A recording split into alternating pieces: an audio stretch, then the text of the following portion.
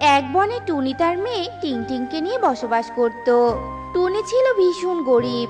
কোনো মতে অন্যের বাড়িতে কাজ করে যা পেত তাই দিয়ে টেনে টুনে সংসার চালাতো। টুনি তার মেয়ে টিংটিং এর কোনো চাহিদা পূরণ করতে পারতো না। একদিন টিংটিং আর কুহু দুজনে মিলে একসাথে স্কুলে যাচ্ছিল। এমন সময় টিংটিং কুহুকে বলে, কুহু, এত জোরে জোরে হাঁটছিস কেন? একটু ধীরে যা না রে। আমি তো খালি পায়ে আঁকা বাঁকা রাস্তায় হাঁটতেই পারছি না। এত জোরে কেউ হাঁটে? উফ, পায়ে কি লাগছে। দাঁড়া না একটু আমার জন্য। দেখ টিং টিং, বারবার আমাকে আস্তে হাঁটতে বলবি না। তোর জন্য কি আমার স্কুলে যেতে দেরি হয়ে যাবে? তুই আমার সাথে আর স্কুলে যাবি না, বুঝেছিস? এই আমি বলে দিলাম। তোর জন্য আস্তে আস্তে হাঁটতে গেলে তো স্কুলের নাম প্রেজেন্টটাই আমি মিস করব। আয় তাড়াতাড়ি জোরে জোরে হেঁটে আয় তো। তোর পায়ে তো জুতা আছে তাই তুই তাড়াতাড়ি হাঁটতে পারছিস। আমার পায়ে তো জুতা নেই। আমি কিভাবে তোর সাথে পাল্লা দিয়ে হাঁটি বলতো? পা তো আমার কেটে যাবে। উফ, তোর চালায় তো আমি আর বাঁচি না। কাল তোর মাকে বলে একজোড়া জুতো কিনে নিবি, বুঝেছিস? এত গরিব কেন রে তোরা? যার জুতো নেই তার সাথে আমি স্কুলে যাব না। গরিবের মেয়ে কোথাকার। তোর সাথে আমাকে কেউ মেলামেশা করতে দেখলে তো হাসাহাসি করবে। যাই বাবু, তাড়াতাড়ি পা চালিয়ে আমি স্কুলে চলে যাই। এ কথা বলে কুহু টিংটিংকে ছেড়ে স্কুলে চলে যায়। আর টিংটিং মনের কষ্টে কাঁদতে কাঁদতে একা একা স্কুলে যেতে থাকে। এমন সময় হঠাৎ টিংটিং এর পায়ে একটা কাঁটা ফোটে। আর টিংটিং যন্ত্রণায় চিৎকার করে করে কাঁদতে থাকে। আহ, ও মা গো, আমার পায়ে কাঁটা ফুটেছে। ভীষণ যন্ত্রণা করছে। আমি এখন স্কুলে যাব কিভাবে? কেউ কি আছো? আমার পায়ের কাঁটাটা বের করে দাও না। আমাকে কেউ সাহায্য করো। কত রক্ত বের হচ্ছে। মা, ও মা, তুমি কোথায় মা? বড্ড জ্বালা করছে পাটা। টিংটিং পথের মধ্যে বসে এভাবে কাঁদছিল। আর সে সময় হঠাৎ করে টিংটিং এর সামনে একটা লাল পরী প্রকট হয়। আর টিংটিংকে কাঁদতে দেখে বলে, কি গো মিষ্টি কন্যা, কাঁদছো কেন? কি হয়েছে তোমার আমাকে বলো। এ কি, তোমার পায়ে তো বড় একটা কাঁটা ফুটেছে। আহারে, ভীষণ যন্ত্রণা করছে বুঝি, তাই না? লালপুরীর কথা শুনে টিংটিং সব ঘটনা খুলে বলে। সব শুনে লালপুরীর মনে ভীষণ মায়া হয়। আহারে, তুমি কোনো চিন্তা করো না মিষ্টি মেয়ে। আমি তোমার সব কষ্ট বুঝতে পেরেছি। এক্ষুনি সব সমস্যার সমাধান করে দিব আমি। তোমাকে আমি একটা আম গাছের চারা দিব। এই আম গাছ বড় হলে তোমাকে অনেক রঙিন জুতা দিবে। জুতার জন্য তোমার পায়ে আর ব্যথা পেতে হবে না। এ কথা বলে লালপুরী জাদু দিয়ে একটা আম গাছের চারা প্রকট করে। তারপর সেই আম গাছের চারা লালপুরী টিংটিং এর হাতে দিয়ে দেয়। এরপর লালপুরী টিংটিং এর পায়ের ক্ষত সারিয়ে তোলে। লালপুরীর কথা শুনে টিংটিং ভীষণ খুশি ছিল। তারপর টিংটিং সেই আম গাছের চারা নিয়ে বাড়িতে চলে যায়। আর তার মা টুনিকে ডাকতে থাকে। মা, ও মা, কোথায় তুমি? বেরিয়ে এসো। দেখো আমি কিনে এসেছি। তাড়াতাড়ি বেরিয়ে এসো মা। কই গো, তুমি কোথায়? টিংটিং এর ডাক শুনে টুনি ঘর থেকে বেরিয়ে আসে। কি রে টিংটিং, তুই না স্কুলে গেলি, আবার ঘুরে বাড়িতে এলি কেন? আর তোর হাতে আমের চারা গাছ কিসের জন্য? তার মানে তুই স্কুলে যাসনি বলতো? আহা, মা রাগ করছো কেন? এটা কোনো সাধারণ আমের গাছের চারা নয় গো। এই আম গাছে রঙিন জুতা হবে। আমি প্রতিদিন নতুন নতুন জুতা পরতে পারবো। টিংটিং, তুই কি পাগল হয়ে গেছিস? কোনোদিন দেখেছিস তুই যে আম গাছে আমলা ধরে রঙিন জুতা ধরে? কার কথা শুনে তুই কোথা থেকে গাছটা নিয়ে আসলি বলতো? উফ মা, ধরবি ধরবি, ঠিকই রঙিন জুতা ধরবে। যেদিন আম গাছে রঙিন জুতা ধরবে সেদিন তোমার বিশ্বাস হবে। এই নাও আমার স্কুলের ব্যাগটা নিয়ে ঘরে রাখো তো। আম গাছের চারাটা আমি আঙিনার কোনায় রোপণ করে আসি। এ কথা বলে টিংটিং আম গাছের চারাটা তাদের বাড়ির আঙিনার এক কোণে রোপণ করে। এরপর থেকে টিংটিং প্রতিদিন সেই আম গাছের চারার যত্ন করতে থাকে। এভাবে বেশ কিছুদিন কেটে যায়। আর আম গাছের চারা একটা বড় আম গাছে পরিণত হয়। একদিন টিংটিং সকালবেলা উঠে আম গাছের কাছে গিয়ে দেখে, মা, ও মা, তাড়াতাড়ি এসো এসো, দেখে যাও অবাক কাণ্ড। আমার আম গাছে কতগুলো রঙিন জুতা হয়েছে। তুমি তো আমার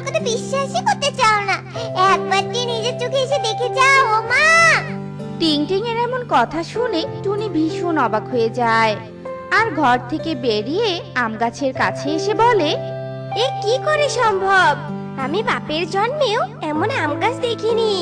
টিং টিং, তোর কথা তো সত্যি হয়ে গেল রে মা। কি সর্বনাশা কাণ্ড! হয়েছে মা, হয়েছে। আর এত অবাক হতে হবে না। এবার আমার জন্য কয়েক জোড়া জুতা রেখে বাকি জোড়া জুতাগুলো তুমি বাজারে বিক্রি করে দাও মা। আমাদের তো অনেক অভাব। এই জুতা বিক্রির টাকা দিয়ে কিছু খাবার না হয় কিনে আনবে? হ্যাঁ রে মা, আমি তাই করব। ঈশ্বর বুঝি এবার আমাদের উপর মুখ তুলে তাকিয়েছে। চল চল, আম গাছ থেকে জুতাগুলো পেরে নেই। এ কথা বলে টুনি আর টিংটিং আম গাছ থেকে জুতাগুলো পেড়ে নেয়। তারপর টুনি একটা ঝুড়িতে করে জুতাগুলো নিয়ে বাজারে বিক্রি করে আসে আর বেশ কিছু টাকা পায়। এভাবে টুনি প্রতিদিন আম গাছ থেকে জুতো পেড়ে বাজারে বিক্রি করত। এরপর টুনি আস্তে আস্তে অনেক বড়লোক হয়ে যায়। একদিন টিংটিং আম গাছ থেকে সুন্দর দেখে একজোড়া লাল জুতো পেড়ে নেয় আর সেই লাল জুতো জোড়া পরে স্কুলের পথে রওনা দেয়। আর পথের মধ্যে কুহুর সাথে দেখা হয়ে যায়। এরপর কুহু টিংটিং এর পায়ে নতুন লাল জুতা দেখে বলে, কি রে টিংটিং, তোর পায়ে লাল জুতো জোড়া তো অনেক সুন্দর। আমার অনেক পছন্দ হয়েছে। আমি তোর পায়ের ওই লাল জুতো জোড়া চাই। দে, আমাকে দে। এক্ষুনি জুতো খুলে আমাকে দে, দে বলছি। কেন কেন? আমি তোকে আমার জুতো দিব কেন? খুব তো নিজের জুতো নিয়ে অহংকার করতি। এখন আমার জুতোর দিকে তোর নজর কেন? হ্যাঁ, দিব না, কিছুতেই দিব না আমি আমার জুতো। দিবি না মানে? আমি জোর করে নিব। ওই জুতো যে আমার পছন্দ হয়েছে, ওই জুতো আমার চাই চাই। দে, দে বলছি, এক্ষুনি দে। টিং টিং, লাল জুতো না দিলে কিন্তু একদম ভালো হবে না বলছি। কিন্তু টিংটিং কিছুতেই তার জুতো জোড়া দেয় না আর সে স্কুলে চলে যায়। এদিকে কুহু জুতো না পেয়ে ভীষণ রেগে যায় আর তার মা কাকুলিকে গিয়ে সব কথা বলে দেয়। সব শুনে কাকুলি ভীষণ রেগে যায়। ওই টিংটিং এর এত বড় সাহস আমার মেয়েকে জুতা দেয়নি? বনের অনেকের কাছ থেকে শুনেছি টিংটিং এর বাড়িতে কোথা থেকে এক আম গাছে নাকি রঙিন জুতা ধরেছে। গরিবের তো আর জুতো কেনার সামর্থ্য নেই, ওই গাছে জুতো পরেই অহংকার দেখায়। আজ রাতে ওই আম গাছ আমি কেটে রেখে আসবো। দেখি কোথা থেকে আর জুতো পায় ওরা। আমার মেয়েকে জুতো না দেওয়ার ফল বোঝাবো এবার আমি।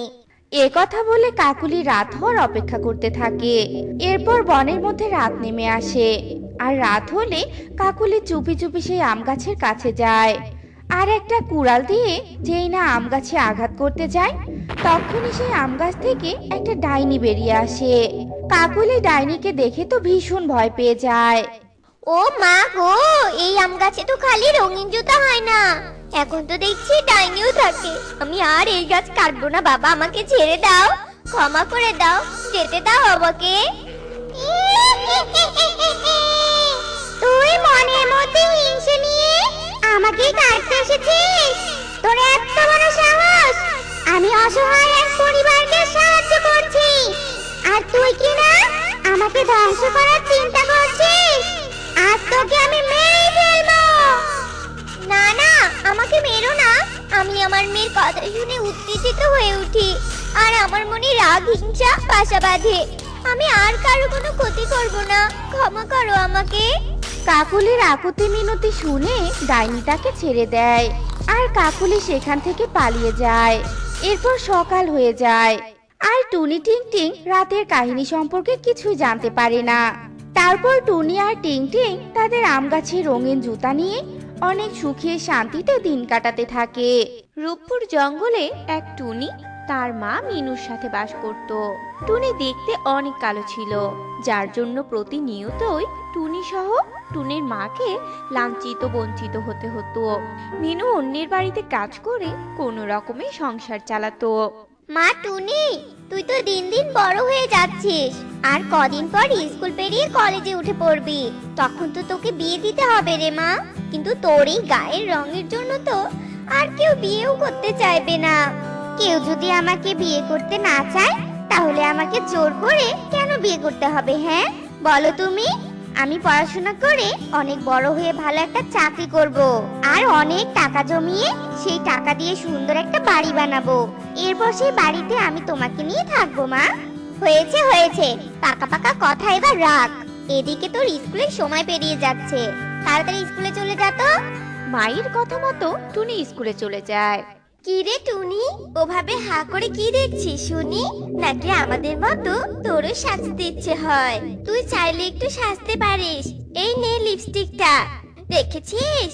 এটা আমার বাবা আমাকে শহর থেকে অনেক দাম দিয়ে কিনে দিয়েছে। বাহ, লিপস্টিকটা তো অনেক সুন্দর। আর লাল লিপস্টিক তো আমার খুব ভালো লাগে রে। দে না একটু লাল লিপস্টিকটা, আমি একটু লাগাই। নে একটু ঠোঁটে দে। এটা আমি তোকে এই জন্যই লাগাতে দিচ্ছি যে তুই এটা কোনো দিনও কিনতে পারবি না, বুঝেছিস? এজন্যই দিচ্ছি তোকে। এটা ঠোঁটে না দিতে পারলে তোর মনটা যে ভীষণ খারাপ হয়ে যাবে রে। আর অন্য কারো মন খারাপ দেখতে আমার একদম ভালো লাগে না, জানিস? এরপর টুনি লিপস্টিকটা নিজের ঠোঁটে লাগায়। এই দেখ দেখ, মনে হচ্ছে কাকের ঠোঁটে লাল রং দিয়েছে। তুই কিনা একটু ফর্সা হতে পারিস না নাকি? হ্যাঁ, বন্ধুদের কাছে এমন আচরণ পেয়ে টুনি মনে খুব কষ্ট পায়। এরপর টুনি সেখান থেকে বাইরে বেরিয়ে লিপস্টিক গুলো মুছে ফেলে আর বাড়ি ফিরে গিয়ে টুনি কাঁদতে থাকে। আমি এত কালো হয়ে কেন জন্ম নিলাম? আচ্ছা, ঈশ্বর তো আমাকে নিজ হাতে বানিয়েছে, তাহলে আমি এত মন খারাপ কেন করছি? যে যাই বলুক না কেন, আমি আর মন খারাপ করব না। আমি সুন্দর, আমি অনেক সুন্দর। টুনি যখন কান্না করছিল তখন মিনু ডাকতে ডাকতে ঘরে ঢোকে আর দেখে টুনি কান্না করছে। কি রে মা, কাঁদছিস কেন?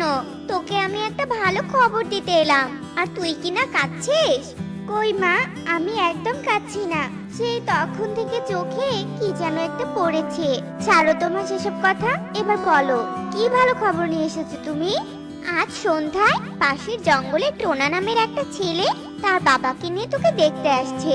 তোর বিয়ে হবে, আমার জামাই হবে। সেটা ভাবতেই আমার কি যে ভালো লাগছে। গাছে কাঁঠাল আর গোফে তেল ওসব ছাড়ো তো মা, আমার একদম বিয়ে করার ইচ্ছে নেই, বুঝেছো? কি সব কথা বলছিস? হ্যাঁ, আর বিয়ে করব না করব না এই কথা বাদ দিয়ে সন্ধ্যায় অনেক সুন্দর করে সেজে গুজে বসে থাকবি, কেমন? আচ্ছা ঠিক আছে মা। এরপর মিনু নিজের কাজে চলে যায়। এদিকে সন্ধ্যাও হয়ে যায় আর ছেলেপক্ষ টোনাও চলে আসে। এরপর টোনা টুনিকে দেখে বলে, বাবা, এ তুমি আমাকে কোন অমাবস্যার চাঁদ দেখাতে নিয়ে এলে? আমি তো আশায় ছিলাম পূর্ণিমার চাঁদ দেখবো বলে, কিন্তু এখন যা দেখলাম আমার আর দেখার ইচ্ছে নেই। এই মেয়েকে যদি আমি আমার ঘরের বউ করে নিয়ে যাই, আর আমার ঘরে যদি 10,000 ভোল্টের লাইটও থাকে, তবুও এই মেয়ের মুখ দেখা যাবে না। চলো বাবা, এখানে আমি আর একটা মুহূর্তও থাকবো না। এরপর টোনা তার বাবাকে নিয়ে চলে যায়। টুনি রে, টুনি, কেন তুই এত কালো হয়ে জন্মালি আর আমার গলার কাটা হয়ে বিঁধে থাকলি বলতো? আমার কাছে তো অনেক টাকা পয়সাও নেই যে তোকে দামি দামি ক্রিম কিনে দিয়ে ফর্সা বানাবো। এত বড় অপমান আমি আর নিতে পারছি না। এই বলে মিনু হার্ট অ্যাটাক করে মাটিতে পড়ে যায়। এ কি মা, তোমার কি হলো? কথা বলো মা, মা, ও মা, কথা বলো মা। এরপর টুনি তার মাকে হাসপাতালে ভর্তি করে। ডাক্তার পরীক্ষা করে টুনিকে বলে মিনুর হার্টের সমস্যা হয়েছে, তার জন্য হার্টের রিং পরাতে হবে। এর জন্য অনেক টাকা লাগবে। টুনি তার মাকে হাসপাতালে রেখে বের হয় টাকার খোঁজে, কিন্তু কোথাও কোনো টাকা পায় না। এরপর বনের মধ্যে বসে টুনি কাঁদতে থাকে। হায় ঈশ্বর, তুমি আমাকে এত বিপদে কেন ফেলেছো? আজ যদি আমি সুন্দরী হতাম, আমাদের কাছে অনেক টাকা থাকতো, তাহলে আমার মায়ের এত বড় অসুখ কখনোই হতো না। এখন আমি কি করব ঈশ্বর? এসব বলতে থাকে আর টুনি খুব কাঁদতে থাকে। তখনই সেখানে একটা পরী এসে টুনিকে বলে, ও মেয়ে, তুমি এভাবে কাঁদছো কেন? কি হয়েছে তোমার? এরপর টুনি পরীকে সব ঘটনা খুলে বলে। কেঁদো না পাগলি মেয়ে, তোমার জীবনে সব আশায় পূর্ণ হবে জানো। কেঁদো না, দাঁড়াও, আমি এক্ষুনি তোমাকে একটা লিপস্টিকের বাগান বানিয়ে দিচ্ছি। আর সেগুলো কোনো সাধারণ লিপস্টিক হবে না, ওগুলো হলো জাদুই লিপস্টিক। ওই লিপস্টিক গুলোকে তুমি যাই বলবে ওরা তাই করবে। এই বলে পরি টুনিকে একটা লিপস্টিকের বাগান বানিয়ে দেয়। আর লিপস্টিকের বাগান দেখে টুনি ভীষণ খুশি হয়। এরপর পরি সেখান থেকে অদৃশ্য হয়ে যায়। আর টুনি একটা লিপস্টিক নিয়ে নিজের ঠোঁটে লাগিয়ে নেয়। তখনই টুনি অনেক ফর্সা আর সুন্দরী হয়ে যায়। এরপর টুনি, জাদুর লিপস্টিক বাগান, তোমরা আমার মাকে সুস্থ করে দাও আর আমার ঘরের খাবারের ব্যবস্থা করে দাও।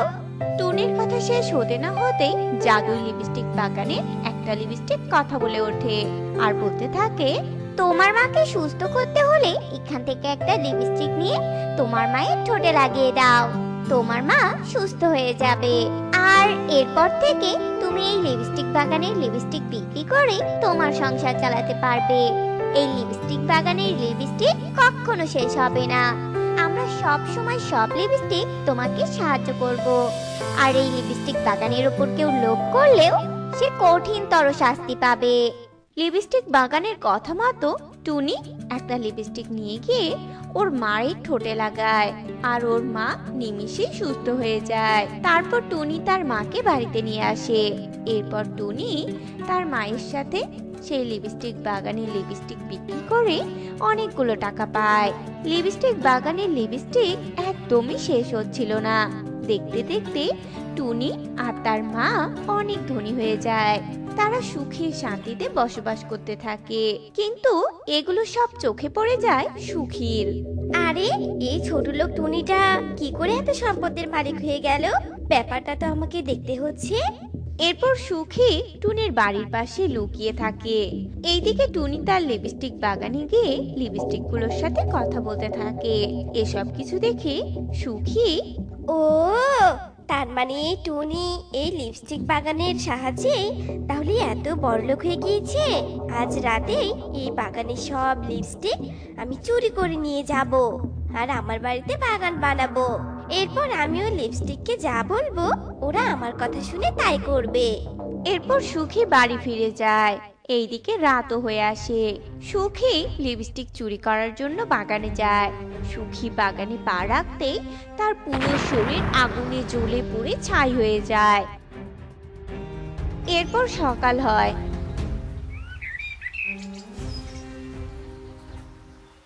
আর টুনি বাগানে গিয়ে পোড়া ছাই দেখতে পায়। লোভে পড়ে হয়তো কেউ এখানে এসেছিল আর তার শাস্তি সে পেয়ে গেছে। এরপর থেকে টুনি তার মাকে নিয়ে অনেক সুখে দিন কাটাতে থাকে। তো বন্ধুরা, আমাদের আজকের এই গল্পটি তোমাদের কাছে কেমন লেগেছে তা কমেন্টে জানাতে ভুলো না কিন্তু।